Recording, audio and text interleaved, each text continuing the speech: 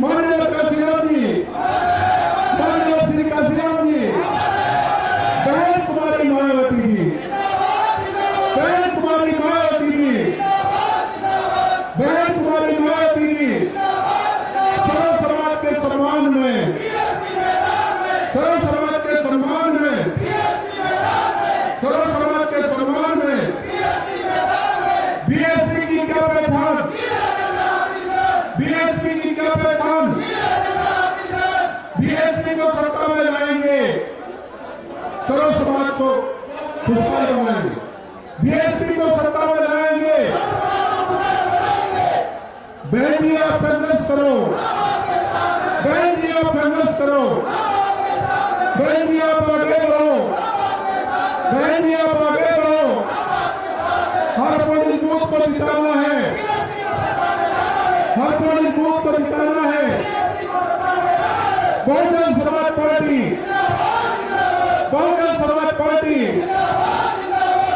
बाबा साहब डॉक्टर भीमराव अम्बेडकर, बाबा साहब डॉक्टर भीमराव अम्बेडकर, बहन कुमारी मायावती जी, बहन कुमारी मायावती जी, माननीय श्री काशीराम जी, माननीय श्री काशीराम जी, सर्व समाज के सम्मान में, सर्व समाज के सम्मान में बीएसपी की क्या पहचान, बीएसपी की क्या पहचान, बीएसपी को सत्ता में लाना है।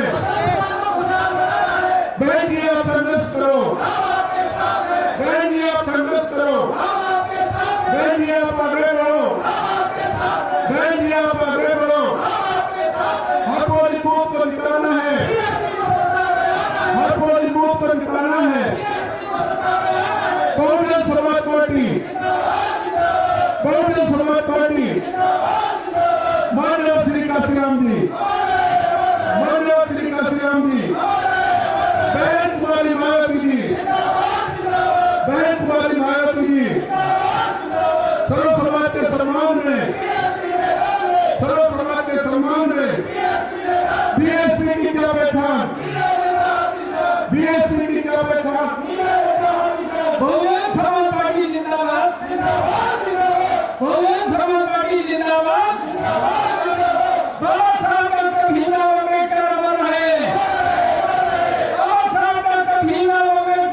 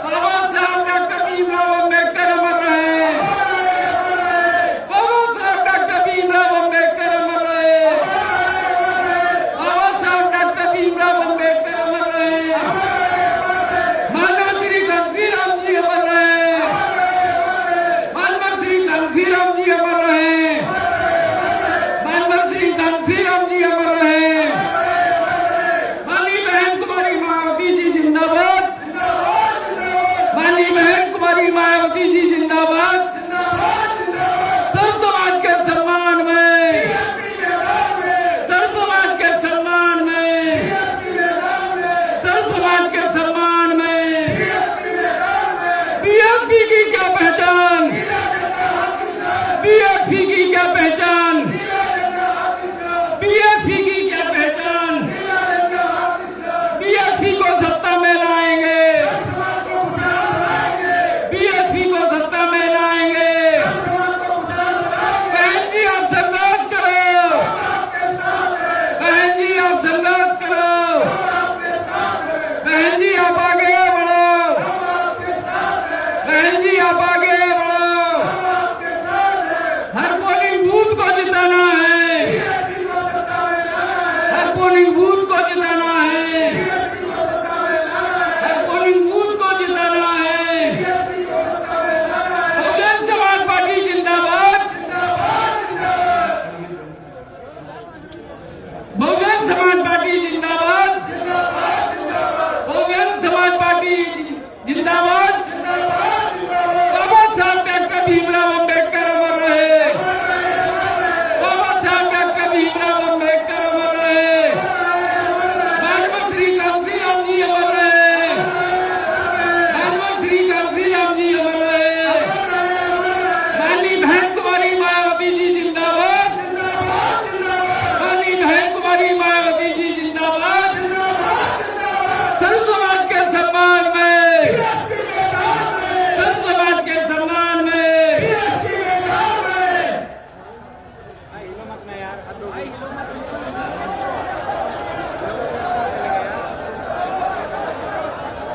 आगरा मंडलीय स्तरीय चुनावी जनसभा की मुख्य अतिथि बहुजन समाज पार्टी की राष्ट्रीय अध्यक्ष, पूर्व मुख्यमंत्री उत्तर प्रदेश एवं पूर्व सांसद आदरणीय बहन कुमारी मायावती जी हमारे बीच पहुंच चुकी है।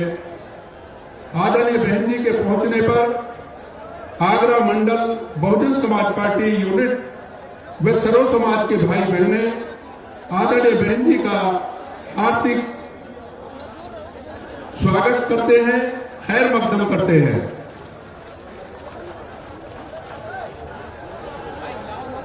और अब मैं आगरा मंडल बहुजन समाज पार्टी यूनिट की जानिब से आज की चुनावी जनसभा की मुख्य अतिथि आदरणीय बहन जी को बहुजन समाज पार्टी का चुनावी चिन्ह हाथी से प्रेम भेंट करके उनका सम्मान करते हैं। माननीय गुरुलाल।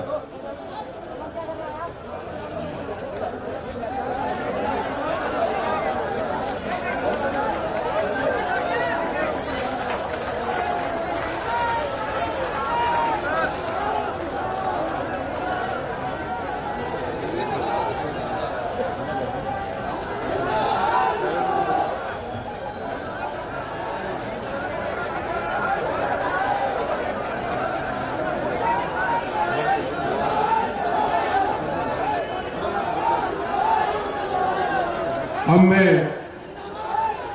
ज्यादा समय न लेते हुए अनुरोध करूंगा आज की चुनावी जनसभा की मुख्य अतिथि बहुजन समाज पार्टी की राष्ट्रीय अध्यक्ष, उत्तर प्रदेश की पूर्व मुख्यमंत्री, पूर्व सांसद, करोड़ों करोड़ों कमजोर मजलूम बेसहारा दिलों की आवाज आदरणीय बहन कुमारी मायावती जी से कि वो आए और जनसभा को संबोधित करें।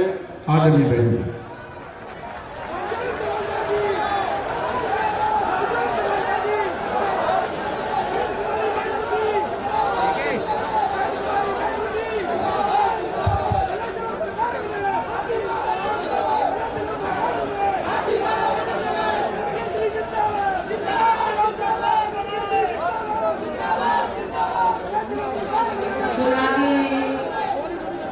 जनसभा में इकट्ठा हुए बीएसपी के सभी छोटे बड़े पदाधिकारियों एवं कार्यकर्तागण, आज आप लोग उत्तर प्रदेश में विधानसभा के लिए हो रहे आम चुनाव में कोरोना नियमों का पालन करते हुए अपनी पार्टी के उम्मीदवारों के समर्थन में मुझे सुनने के लिए यहाँ इकट्ठा हुए हैं, तो उसके लिए मैं आप सभी लोगों का हार्दिक दिल से आभार प्रकट करती हूँ।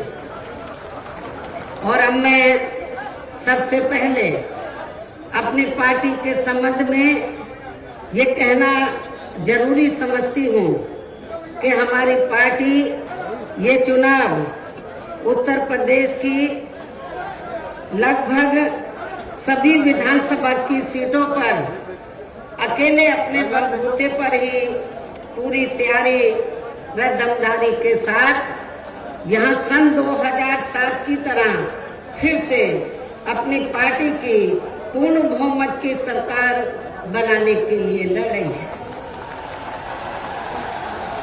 ताकि आपको वर्तमान में भाजपा के चल रहे जातिवादी, संकीर्ण, अहंकारी व तानाशाही वाले शासन से मुक्ति मिल सके। इसके साथ ही हमारी पार्टी ने पूर्व की तरह इस चुनाव में भी बीएसपी से जुड़ने की तादाद को ध्यान में रखकर फिर उसी अनुपात में ही यहाँ सर्व समाज के लोगों को टिकट भी दिए हैं। और अब इस चुनाव में आप लोगों को अपना वोट कांग्रेस, बीजेपी, सपा व अन्य विरोधी पार्टियों को न देकर केवल अपनी एकमात्र हितैषी पार्टी बीएसपी को ही देना क्यों जरूरी है, इसे आप लोगों को समझना होगा।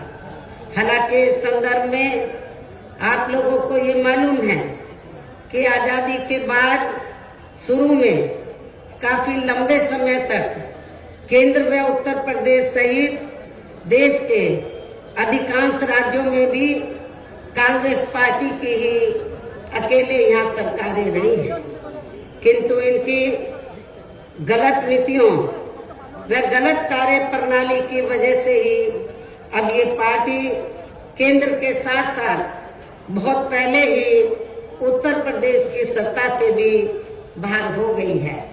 इसके साथ ही ये पार्टी जबरदस्त जातिवादी होने के कारण शुरू से ही हर मामले में यहाँ दलित, आदिवासी व अन्य पिछड़ा वर्ग विरोधी पार्टी भी रही है और अभी भी है, जिस कारण केंद्र में रही इस कांग्रेस पार्टी की सरकार ने इन वर्गों के मसीहा व भारतीय संविधान के मूल निर्माता परम पूज्य बाबा साहब डॉक्टर भीमराव अम्बेडकर को भारत रत्न की उपाधि से भी सम्मानित नहीं किया था, जिसके लिए वो हर प्रकार से पात्र भी थे। इतना ही नहीं बल्कि इनकी मूवमेंट को आगे बढ़ाने के लिए अपनी पूरी जिंदगी समर्पित करने वाले मान्यवर श्री कांशीराम जी के देहांत होने पर भी केंद्र में उस समय इसी कांग्रेस पार्टी की रही सरकार ने उनके सम्मान में एक दिन के लिए भी राष्ट्र शोक घोषित नहीं किया था, तथा न ही इस पार्टी की रही सरकार ने पिछड़े वर्ग की आरक्षण संबंधी मंडल कमीशन की रिपोर्ट को भी लागू किया था, जिसे फिर बीएसपी ने अपने कड़े संघर्ष व अथक प्रयासों से केंद्र में रही श्री बीपी सिंह की सरकार से ही लागू करवाया था। साथ ही इसी सरकार में ही बाबा साहब डॉक्टर भीमराव अम्बेडकर को भी भारत रत्न की उपाधि से सम्मानित किया गया था, जो इनके अपार अनुयायियों की वर्षों से ये दिली चाहत भी थी।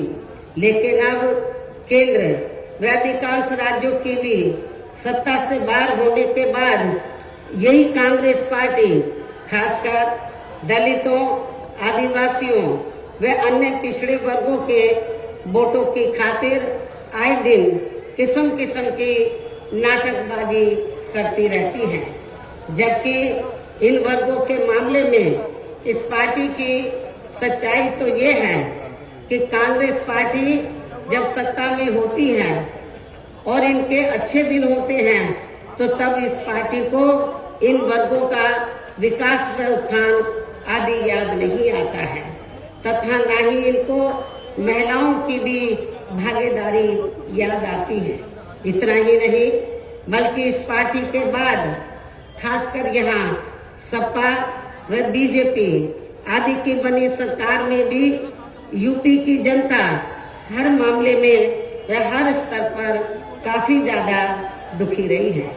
सपा की सरकार में तो अधिकांश यहाँ गुंडों, बदमाशों, माफियाओं व अराजक तत्वों एवं सरेआम लूट खसोट करने वालों का ही राज रहा है, जिसकी खास वजह से ही इस सरकार में आए दिन यहाँ जाति व धर्म के नाम पर तनाव व दंगे आदि ही होते रहे हैं। इस मामले में पश्चिमी यूपी का मुजफ्फरनगर कांड इसका खास उदाहरण है।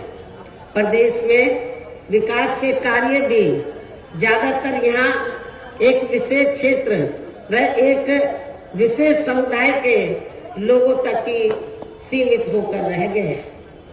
और इतना ही नहीं, सपा की सरकार के चलते दलित व अति पिछड़े वर्गों के लोगों के साथ तो हर स्तर पर सोतेला रवैया अपनाया गया है। आप लोगों को ये मालूम है कि जब सपा पावर में आई तो सपा सरकार ने एक काम ये किया सबसे पहले सत्ता में आते ही कि हमारी पार्टी की सरकार ने जो दलित और अन्य पिछड़े वर्ग में समय समय पर संत गुरु और महापुरुष हुए तो उनको आदर सम्मान देने के मकसद से उद्देश्य से हमारी पार्टी की सरकार ने जिन नए जिलों के नाम इनके नाम से रखे, नई योजनाओं के नाम इनके नाम से रखे तो उनको बदल दिया। और इतना ही नहीं, मैं सरकारी कर्मचारियों को भी ये बताना चाहती हूँ कि जब पदोन्नति में आरक्षण को लेकर तो पार्लियामेंट में बिल आया तो यही समाजवादी पार्टी थी जिसने इस बिल को फाड़ दिया था और इस बिल को पास नहीं होने दिया ताकि जो दलित वर्ग के लोग हैं उनको पदोन्नति में आरक्षण की सुविधा न मिल सके। ये समाजवादी पार्टी का कैरेक्टर है, चाल चरित्र है। इसी प्रकार भाजपा सरकार की भी नीतियां व कार्यशैली अधिकांश यहाँ जातिवादी, पूंजीवादी एवं आरएसएस के संकीर्ण एजेंडे को ही लागू करने पर टिकी रही है, जिससे प्रभावित एवं शिकार हुए लोगों का इस सरकार में सही से विकास व उत्थान आदि नहीं हो सका है।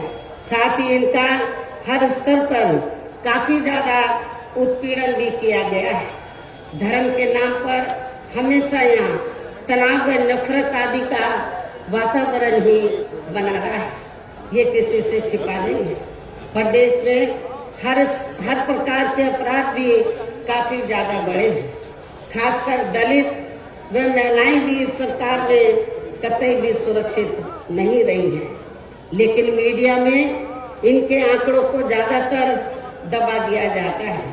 आपके आगरा में तो इतना बुरा हाल है दलितों का कि पुलिस की कस्टडी में तो दलित वर्ग के एक नवयुवक को मार दिया जाता है। ये भी किसी से छिपा नहीं है। इसके अलावा प्रदेश में गरीबों, मजदूरों, बेरोजगारों व अन्य मेहनतकश लोगों के साथ साथ दलितों, आदिवासियों, अन्य पिछड़े वर्गों, मुस्लिम एवं अन्य धार्मिक अल्पसंख्यक समाज के लोगों के हित व कल्याण के लिए वर्षों से जो भी यहाँ सरकारी योजनाएं चल रही थी तो उनका भी इन्हें इस सरकार में सही से पूरा लाभ नहीं मिल सका है।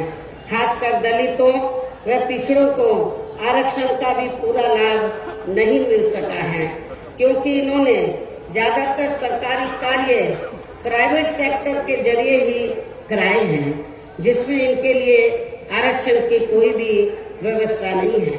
सरकारी नौकरियों में भी इनका आरक्षण का कोटा भाजपा सरकार में भी पूरा नहीं किया गया है। मुस्लिम व अन्य धार्मिक अल्पसंख्यक समाज के लोगों के साथ तो बीजेपी की सरकार ने अधिकांश इन्होंने पक्षपात वाला रवैया ही अपनाया है। इतना ही नहीं बल्कि इस बार बीजेपी की सरकार में अपर कास्ट समाज में से विशेषकर प्रबुद्ध वर्ग भी हर मामले में अपने आप को काफी ज्यादा उपेक्षित रहा है। इसके अलावा इनकी गलत आर्थिक नीतियों के कारण यहाँ गरीबी, बेरोजगारी व महंगाई आदि भी काफी ज्यादा बढ़ी है। खासकर चुनाव घोषित होने से पहले तो डीजल, पेट्रोल व रसोई गैस आदि की आए दिन बढ़ी कीमतों ने भी जनता की काफी ज्यादा मुश्किलें बढ़ाई हैं और ऐसा लगता है कि चुनाव खत्म होने के बाद उन्हें इनकी कीमतें बढ़ा दी जाएंगी। इसके साथ साथ उत्तर प्रदेश सहित पूरे देश के किसान भी केंद्र सरकार की गलत नीतियों के कारण काफी ज्यादा दुखी व परेशान रहे हैं और अभी भी परेशान हैं। प्रदेश में बेरोजगार लोगों को रोजगार नहीं मिलने के कारण ही ज्यादातर इनको पलायन भी करना पड़ा है। आप लोगों को ये मालूम है, आजादी के बाद कांग्रेस पार्टी लंबे अरसे तक यहाँ सत्ता में रही, लेकिन जहाँ रोटी रोटी के साधन नहीं मिलने के कारण बड़े पैमाने पर इनका पलायन हुआ। ये लोग पलायन करके चले गए और इसके साथ ही जब बीजेपी पावर में आई तो आप लोगों को मालूम है कि ये सिलसिला जारी रहा और कोरोना काल में जो लोग बाहर के राज्यों से वापिस आ गए, जब उनको रोटी रोटी के साधन नहीं मिले तो उन्हें पुनः पलायन करना पड़ा। मुजफ्फरनगर में भी बड़े पैमाने पर सपा सरकार में लोगों को पलायन करना पड़ा।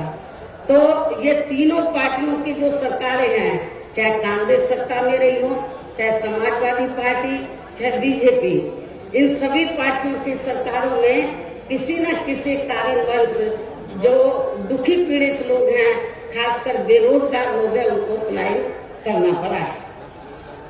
इस प्रकार से इन सभी विरोधी पार्टियों की रही सरकारों में शुरू से ही यहाँ यूपी की जनता काफी ज्यादा दुखी व परेशान रही है।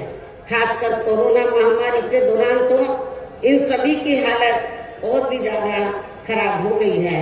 ऐसे में इन सभी विरोधी पार्टियों की रही सरकारों से निजात पाने के लिए अब इस चुनाव में यहाँ प्रदेश की जनता को अपनी एकमात्र हितैषी पार्टी बहुजन समाज पार्टी की ही सरकार बनाना बहुत जरूरी है, जिसने अपने चारों रहे शासनकाल के दौरान बिना पक्षपात व भेदभाव आदि के यहाँ कमजोर एवं उपेक्षित वर्गों के लोगों के साथ साथ सर्व समाज में से गरीबों,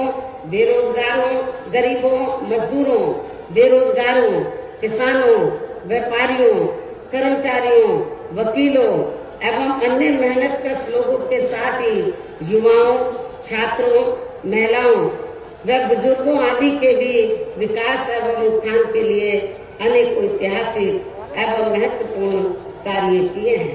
इसके अलावा बीएसपी की रही सरकार में दलित एवं अन्य पिछड़े वर्गों में जन्मे अपने महान संतों, गुरुओं व महापुरुषों आदि को भी विभिन्न रूपों में पूरा आदर सम्मान दिया गया है, जिनकी यहाँ सभी विरोधी पार्टियों की रही सरकारों में काफी ज्यादा उपेक्षा की गई है। इसके साथ साथ बीएसपी की सरकार में पूर्व की तरह ही यहाँ सभी वर्गों, धर्मों व विभिन्न क्षेत्रों में लगे लोगों के हितों में भी फिर से ऐतिहासिक कार्य किए जाएंगे। प्रदेश में विशेषकर गरीबी व बेरोजगारी आदि को दूर करने के लिए जरूरी कदम उठाए जाएंगे और ये हमारी सरकार का इस बार भी मुख्य एजेंडा होगा। साथ ही किसी भी मामले में किसानों को भी निराश नहीं होने दिया जाएगा। इसके अलावा आपके इस क्षेत्र के जो भी आपके आगरा मंडल में तो सभी जिलों में जो भी स्थानीय समस्याएं होंगी तो उन्हें भी जरूर दूर किया जाएगा। वैसे आप लोगों को मालूम है कि आगरा और फिरोजाबाद में तो जो यहाँ स्थानीय कारोबार चल रहे हैं इनकी कुछ समस्याएं हैं तो उनको भी दूर किया जाएगा। ये भी मैं आप लोगों को विश्वास दिलाना चाहती हूँ। साथ ही केंद्र व यूपी सरकार के भी विवादित, इसके साथ ही केंद्र व यूपी सरकार के भी विवादित नियमों व कानूनों को यहाँ जल्दी से लागू नहीं होने दिया जाएगा। इतना ही नहीं बल्कि बीएसपी की रही सरकार ने जिन महान संतों, गुरुओं एवं महापुरुषों आदि के आदर सम्मान में व उनके नाम पर जनहित की जो अनेकों योजनाएं शुरू की गई थी, साथ ही नए जिलों के नाम भी रखे गए थे, तो उन्हें अधिकांश, जैसा कि मैंने आप लोगों को बताया कि उन्हें अधिकांश सपा सरकार द्वारा बदल दिया गया है, जिससे उनके प्रति इनकी हीन व जातिवादी मानसिकता भी साफ झलकती है तथा जिन्हें फिर बीएसपी की सरकार बनने पर जरूर बहाल कर दिया जाएगा। इसके साथ साथ बीएसपी की रही सरकार में सर्व समाज के व विभिन्न क्षेत्रों में लगे लोगों के हितों में जो अनेकों महत्वपूर्ण व ऐतिहासिक फैसले लिए गए थे, जिन्हें सत्ता परिवर्तन होने पर बाद में सपा व बीजेपी की सरकार ने ज्यादातर दरकिनार कर दिया है, तो उन्हें भी फिर से शुरू किया जाएगा। इसके साथ ही बीएसपी की सरकार बनने पर यहाँ बीजेपी व सपा आदि के शासनकाल की तरह कानून व्यवस्था को किसी भी कीमत पर खराब व लचर नहीं होने दिया जाएगा और हर स्तर पर कानून द्वारा कानून का राज कायम किया जाएगा। जाति व धर्म के नाम पर यहाँ लोगों का किसी भी प्रकार से शोषण व उत्पीड़न आदि नहीं होने दिया जाएगा। खासकर कानून व्यवस्था को बेहतरीन बनाने के लिए विशेष अभियान के तहत व दलगत राजनीति से ऊपर उठकर यहाँ गुंडों, बदमाशों, माफियाओं व अन्य आपराधिक एवं अराजक तत्वों को भी जेल की सलाखों में ही भेजा जाएगा। जहाँ मेरी सरकार में इनकी जेल के बाहर नहीं बल्कि जेल के अंदर ही सही जगह होती है। इतना ही नहीं बल्कि जाति, धर्म व राजनीतिक द्वेष की भावना के तहत जिन लोगों को खासकर धरना प्रदर्शन आदि के नाम पर जबरदस्ती गलत धाराओं में फंसाकर उन पर अनेकों केस चलाए हुए हैं वर्तमान भाजपा सरकार में, तो उन मामलों की भी सही से जांच करा के उनके केस भी खत्म किए जाएंगे।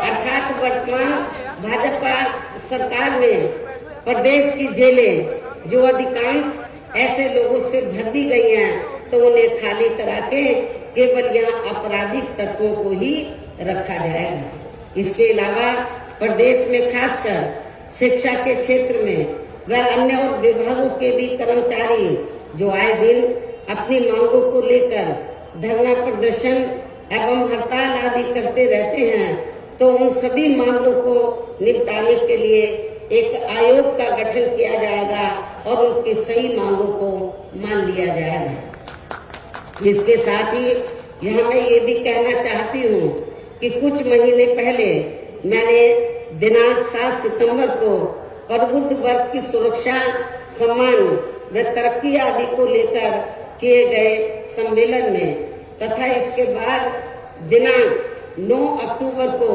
माननीय श्री कांशीराम जी की पुण्यतिथि के मौके पर भी मैंने सर्वजन हिताय व सर्वजन सुखाय को लेकर जो भी कार्य करने के लिए कहा है, तो उन पर भी जरूर अमल किया जाएगा। लेकिन ये सभी कार्य करने के लिए इस चुनाव में यहाँ बीएसपी की सरकार बनाना बहुत जरूरी है, जिसके लिए पार्टी के लोगों को वोट पड़ने तक या सभी विरोधी पार्टियों के साम दाम दंड भेद आदि हथकंडों से भी जरूर सावधान रहना है। और इस मामले में विरोधी पार्टियां चुनाव होने से कुछ समय पहले या चुनाव के दौरान भी खासकर अपने अपने पक्ष में हवा बनाने के लिए मीडिया व ओपिनियन पोल एवं सर्वे आदि का जो बड़े पैमाने पर गलत इस्तेमाल करती हैं, तो उससे आप लोगों को बिल्कुल भी गुमराह नहीं होना है। ये बात मैं आपको बार बार कहती रही हूँ और आज फिर दोहराना चाहती हूँ। इतना ही नहीं बल्कि इस बार कुछ जातिवादी मीडिया ने इस चुनाव में हमारी पार्टी के लोगों का मनोबल गिराने में भी ये कहकर कोई कसर नहीं छोड़ी है कि इनके नेता कहीं नजर नहीं आ रही है। ये आए दिन मीडिया में इसको न्यूज को फ्लैश करते रहे, जबकि इस मामले में हकीकत तो ये है कि देश में शुरू में फैले कोरोना का प्रकोप थोड़ा कम होते ही मैं दिल्ली से लखनऊ आ गई थी और पिछले लगभग 1 साल से मैं लखनऊ में ही रहकर अपनी पार्टी को मजबूत बनाने के कार्य में लग गई थी। इसके साथ ही इस कार्य में यहाँ ज्यादा ध्यान देने की वजह से मैंने पिछले 1 वर्ष से बाकी राज्यों का भी कार्य लखनऊ से ही देखा है और 1 वर्ष में केवल मैं 2 दिन के लिए दिल्ली गई थी। 1 वर्ष में केवल मैं 2 दिन के लिए दिल्ली गई थी जब मेरी मदर की मृत्यु हो गई थी और इस 1 वर्ष के दौरान मैंने यहाँ पार्टी को फिर से पोलिंग बूथ स्तर पर कैडर के आधार पर यहाँ सही से खड़ा किया है। आप लोगों को मालूम है कि पहले जो कमेटियां बनी थी तो ज्यादातर फर्जी थी। केवल हमारे लोग बता देते थे, नीचे के स्तर के पदाधिकारियों को खुद जाकर कमेटी नहीं बनाते थे। इस बार मैंने सख्त निर्देश दिए कि कमेटी सही होनी चाहिए और जो बड़े बड़े पदाधिकारी है वो भी जाकर कमेटी बनाएंगे, ये भी मैंने कहा। तो इस एक कहने का तात्पर्य ये है कि इस 1 वर्ष के दौरान मैंने यहाँ पार्टी को फिर से पोलिंग बूथ स्तर पर कैडर के आधार पर यहाँ सही से खड़ा किया है तथा सब समाज के काफी नए लोगों को भी तैयार किया है। इसके साथ ही पोलिंग बूथों की कमेटियों के बनने के बाद फिर मैंने अपने ज्यादातर निवास स्थान पर ही उनकी समीक्षा बैठकें भी की है और ये कार्य खत्म होने के बाद फिर मैंने इस बार उम्मीदवारों का चयन करने के मामले में भी विशेष ध्यान दिया है, क्योंकि इस मामले में पिछले चुनाव में हमारी पार्टी के कुछ वरिष्ठ नेताओं ने जो अधिकांश दूसरी पार्टियों में चले गए हैं, उन्होंने काफी विश्वासघात किया है। पिछले बार चुनाव में उन्होंने काफी विश्वासघात किया, न जातीय समीकरण का ध्यान रखा, बल्कि सुनने में तो ये आया कि दूसरी पार्टियों के उम्मीदवारों से साठगांठ करके हमारे नेताओं ने ज्यादातर डमी कैंडिडेट खड़े कर दिए, जिसकी वजह से पिछले विधानसभा चुनाव में हमारी पार्टी का अच्छा रिजल्ट नहीं आ सका। इस चीज का मैंने विशेष ध्यान दिया इस बात की तरफ और मैंने ये फैसला लिया कि इस बार मैं ये कार्य अपनी देखरेख में खुद करूंगी।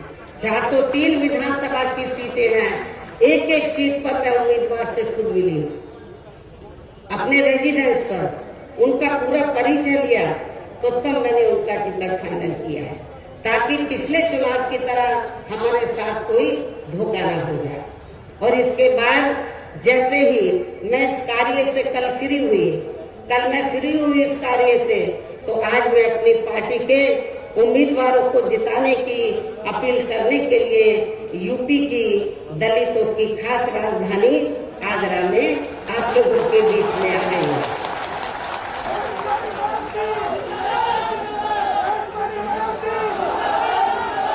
लेकिन मुझे भी पूरे यूपी में अपने खासकर दलित वर्ग के लोगों पर ये नाज है कि वे मीडिया के दुष्प्रचार पर कि इनके नेता कहाँ हैं, उससे कतई भी गुमराह नहीं हुए और अपने कार्य में पूरे जी जान से डटे रहे, जिसके कारण इस दौरान बाकी जातियों के लोग भी बीएसपी में बड़े पैमाने पर जुड़े हैं। जब वीकर सेक्शन के लोग, दलित वर्ग के लोग बड़े पैमाने पर कैडर के आधार पर जुड़े, जिसकी तरफ मैंने विशेष ध्यान दिया, तो फिर जो बाकी जातियां हैं वो भी बड़े पैमाने पर बीएसपी में जुड़ी है। और अब इस बार चुनाव में फिर से मैं मीडिया बंधुओं को ये बताना चाहती हूँ, जो ये गलत खबर दिखाते रहे कि बहन जी की तरह है, बहन जी इसी काम में लगी थी, इनको मैं बताना चाहती हूँ चुनाव की तैयारी में लगी हुई थी। और अब मैं मीडिया बंधुओं को ये बताना चाहती हूँ कि अब इस बार चुनाव में फिर से सन 2007 की तरह बीएसपी का चौंकाने वाला रिजल्ट आएगा। ये भी मैं मीडिया बंधुओं को बताना चाहती हूँ। आप लोगों को याद होगा कि जब सन 2007 में विधानसभा का आम चुनाव हुआ था, तो उस दौरान मीडिया इस बात के चुनाव की तरह बीएसपी को कहीं आंकता नहीं था। और बीएसपी के बारे में क्या बोलता था, इनका ओपिनियन पोल, सर्वे आदि क्या बोलता था कि बीएसपी तीसरे नंबर पर रहेगी। जब रिजल्ट आया तो बीएसपी नंबर 1 पर आई और एब्सोल्यूट मेजॉरिटी की सरकार बनी। और मुझे तो लग रहा है ऐसा इस बार भी होने वाला है।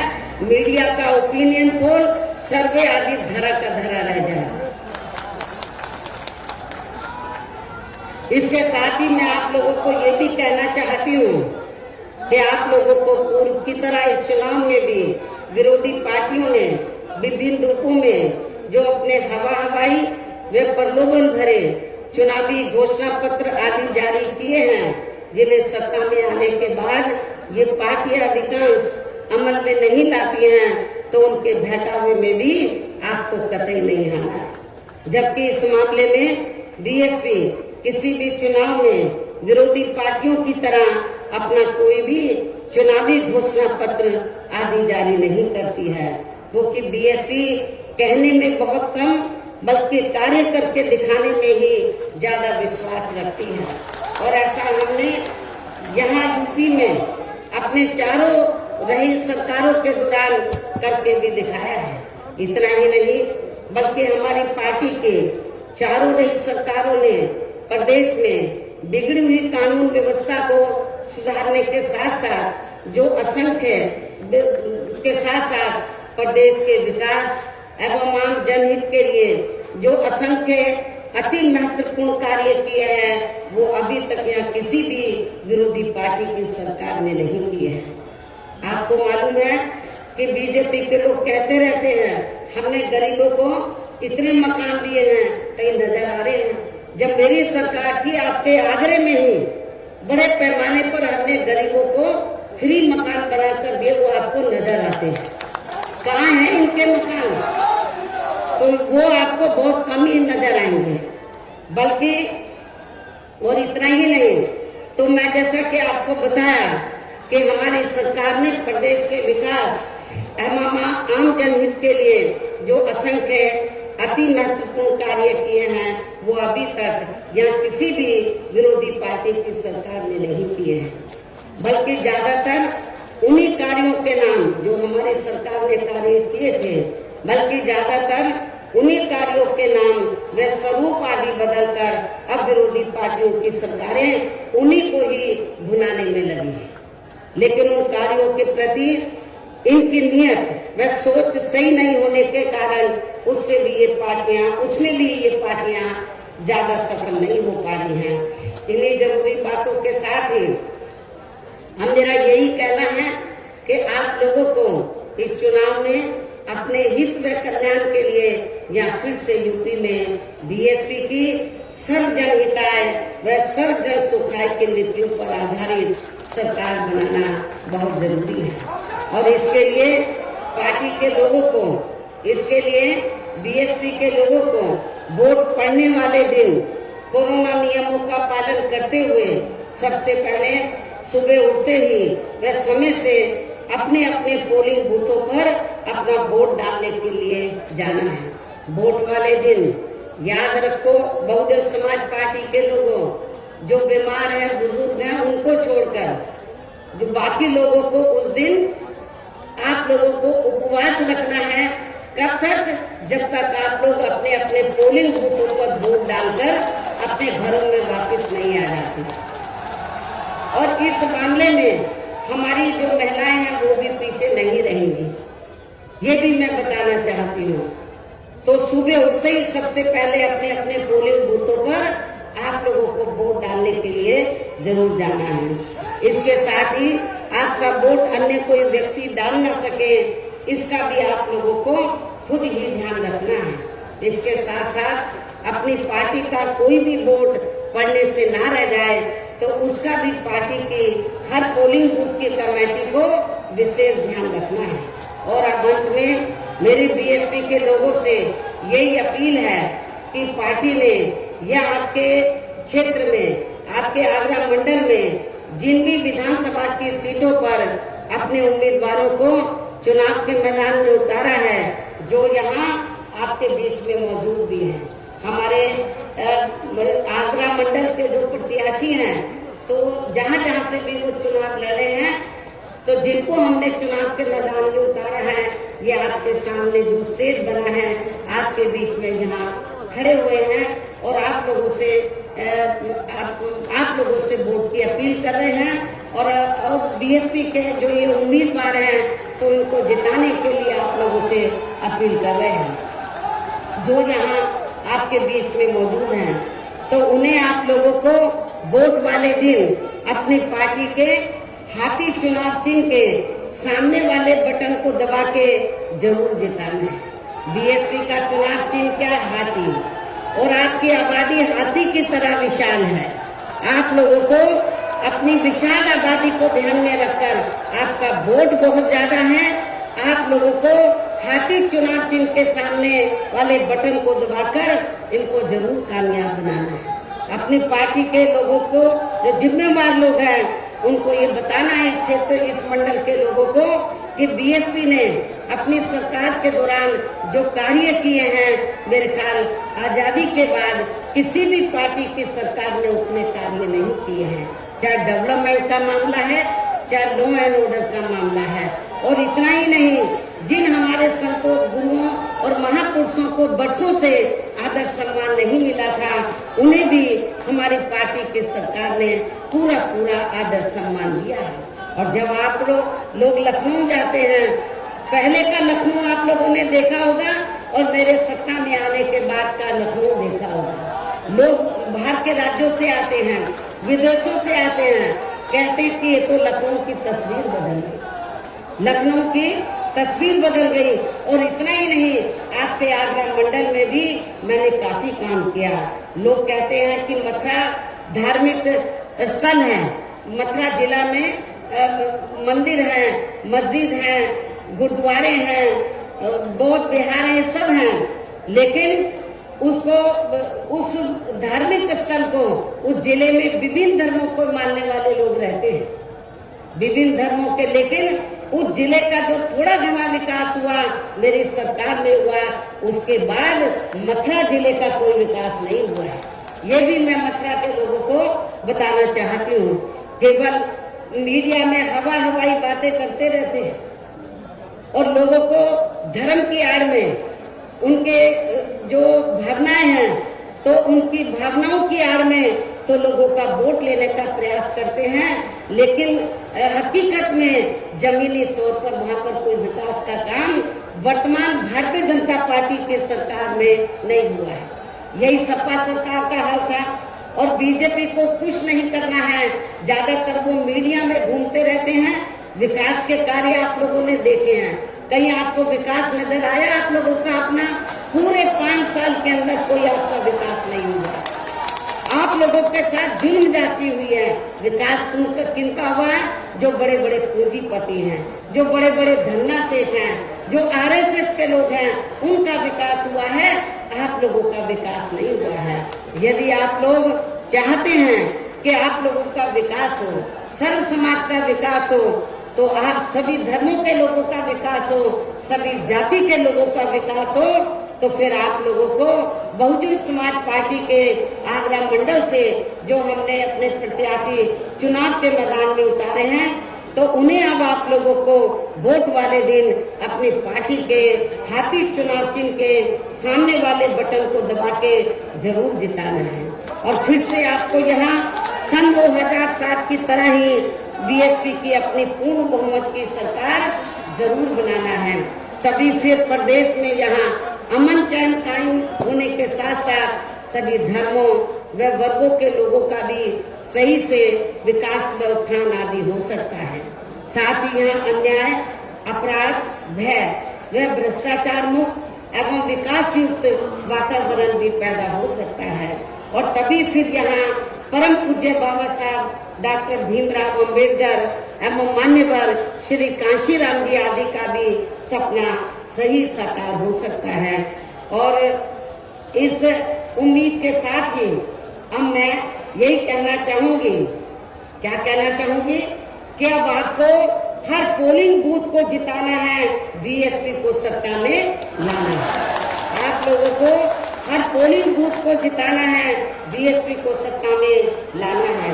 इस विश्वास के साथ ही अब मैं पुनः अपनी पार्टी के उम्मीदवारों को जिताने की पुरजोर अपील करते हुए अपनी बात यही समाप्त करती हूँ। जय भीम, जय भारत।